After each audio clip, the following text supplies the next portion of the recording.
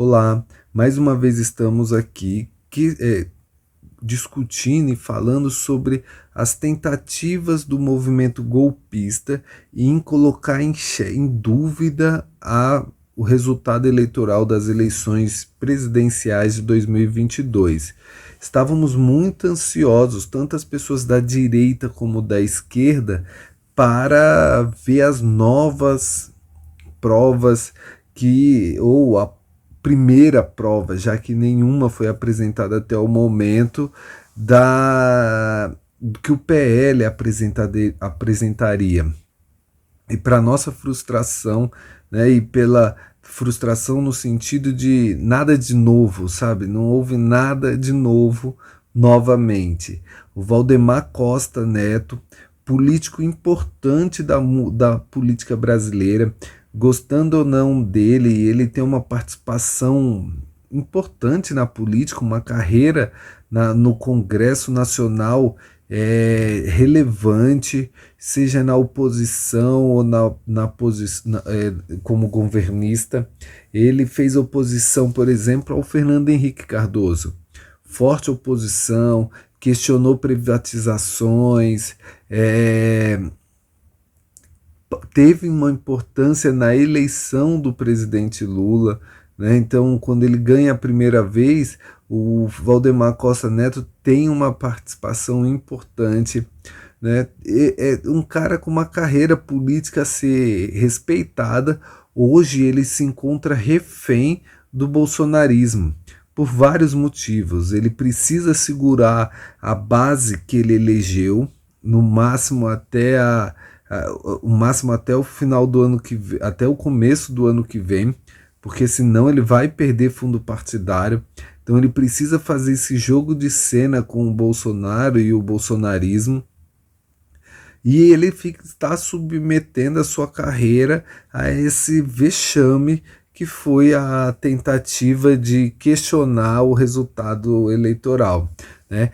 Chega a ser uma coisa infantilizada a forma como foi feito, quando ele pede que seja averiguada, quando ele questiona apenas o resultado das urnas, de uma determinada porcentagem de urnas.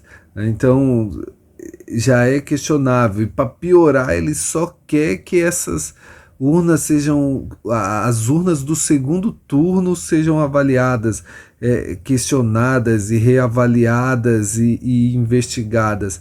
Como assim? Ou anuladas. No caso, ele pede para anular, não é nem para investigar, ele pede uma anulação dos votos dessa urna.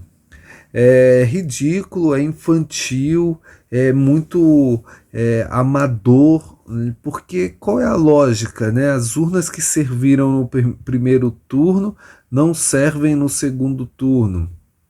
Isso chega a ser uma brincadeira de mau gosto, e infelizmente essa brincadeira é feita por um político de renome, é um político que tem uma história a ser respeitada e criticada. É muito importante lembrar que Valdemar Costa Neto esteve envolvido nos últimos principais escândalos políticos da história brasileira, tanto que ele foi condenado a 7 anos de prisão no caso do Mensalão. Ele é um réu confesso, ele reconhece as situações os acordos financeiros para as alianças realizadas.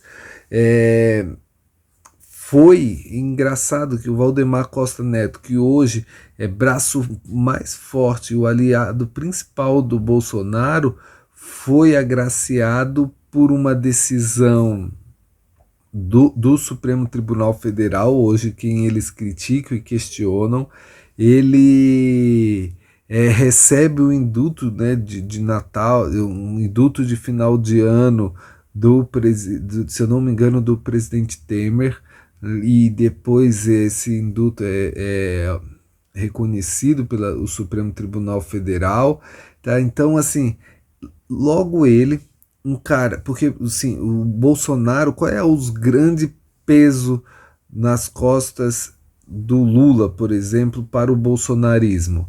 a condenação no as coisas que aconteceram, as investigações envolvendo o mensalão. Depois, os levantamentos, as investigações da Lava Jato. Então, o Lula, para o bolsonarismo, por exemplo, só é ladrão hoje, eles só podem chamar o Lula de ladrão porque o Lula se envolveu nesses dois escândalos, o mensalão e a Lava Jato. Porém, eles são, o Bolsonaro, por exemplo, e aí mostra toda a contradição e o falso moralismo do Bolsonaro, porque o presidente do partido dele, o homem forte que mais tem dado base e fundamento para o Bolsonaro seguir na política, que é o Valdemar Costa Neto, ele é um cara envolvido nos dois casos. Ele tem a denúncia e a condenação no mensalão, e ele foi citado na Lava Jato por empresários. Não lembro se deu em alguma coisa, mas ele é citado na Lava Jato como uma das pessoas que recebeu dinheiro também para acordos, manter alianças e etc. Então é muito complicado, mostra toda a contradição do bolsonarismo e o quanto é complicado esta relação do bolsonarismo com a não corrupção, ou com a corrupção, ou com os acusados de corrupção. O Bolsonaro depositou muitas cartas nesta denúncia que o PL faria, e na prática, novamente, não se veio nada de novo, nada de nenhuma evidência que fosse relevante, e mais uma vez a gente sai com a certeza de que o resultado eleitoral de 2022 para presidente da República e para senador e para deputado federal é confiável, é real, é indiscutível. Tanto que o PL, o Valdemar Costa Neto, ele fala que é inadmissível, é impossível rever os votos do primeiro turno. Por quê? Por que os do primeiro turno tá legal, tá válido, e os do segundo turno não? Então o bolsonarismo tem essa questão novamente levantada, desta vez pelo PL, e mais uma vez ela é refutada de forma veementemente por todas as pessoas mais esclarecidas e sérias do Brasil. É óbvio que o ministro Alexandre de Moraes vai ignorar esse fato, fez uma provocação, pediu para que o Valdemar Costa Neto incluísse as urnas que foram essas urnas questionadas fossem também questionadas no primeiro turno, que fosse se tivesse que anular no segundo turno, também elas deveriam ser anuladas no primeiro turno. E é lógico que o Valdemar Costa Neto poderia até levar isso adiante, de fato mostrar, se ele não tivesse nada a perder, ele incluía o questionamento das urnas no primeiro turno. Ou se ele tivesse muita confiança de que houve algum tipo de fraude, ele incluiria sem problema nenhum, porque ele teria novamente a chance de ter seus candidatos eleitos, etc. Mas na verdade foi um blefe, provavelmente uma forçação de barra da família do Bolsonaro, acabou brigando e forçando que o PL, no nome do Valdemar Costa Neto, embarcasse nessa sandice, nessa loucura que é questionar os resultados das urnas. Basicamente é esse o vídeo da semana, o vídeo de hoje. Nós estamos aí há mais de 20 dias pós-eleição. O bolsonarismo segue forte nas frentes dos quartéis, eles ainda estão lá, financiados por quem ainda seguem tentando fechar rodovias. O Lula teve um atraso, eu acho que está demorando para oficializar o nome dos ministros. Acredito que a cirurgia que ele fez para corrigir algumas inflamações que ele tem na garganta atrasou os primeiros nomes do ministério.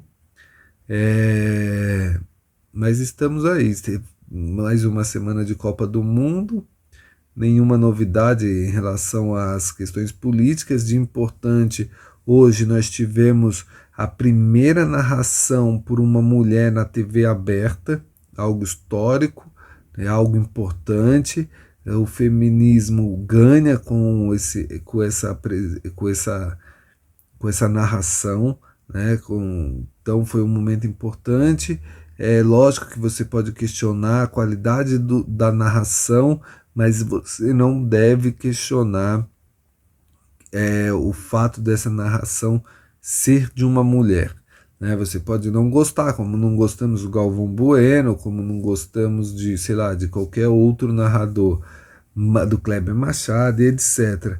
Mas você não pode questionar o fato da narração ser uma narração feminina. Isso se caracteriza como machismo, né? Um ato machista, caso você faça esse tipo de crítica. Outra questão é que a Alemanha hoje se posicionou durante o jogo, um ato histórico também. Vamos ver, eu não vi pelo menos até agora como a FIFA vai repreender a seleção alemã que protestou na hora de tirar a foto antes de começar o jogo. Eles colocaram a mão na boca, né, como se estivessem sendo silenciados óbvio que deu a entender que pela FIFA, né? Então a Copa tá aí e amanhã a seleção brasileira joga e nós vamos torcer pela seleção brasileira e vamos torcer para o jogador, para o Richarlison, por exemplo, se tornar o nome dessa Copa. Vamos depois é um cara aparentemente progressista, é um cara engraçado, é um cara humilde e que eu acho que merece ganhar muito holofote nessa seleção brasileira e nesta Copa do Mundo, assim diminuindo a importância e a nossa dependência do bolsonarista Neymar. Também tem o Tite a gente sabe que tem um posicionamento contrário às políticas bolsonaristas. E então vamos torcer por essas duas pessoas, pelo menos aí, né, e que o Brasil seja campeão.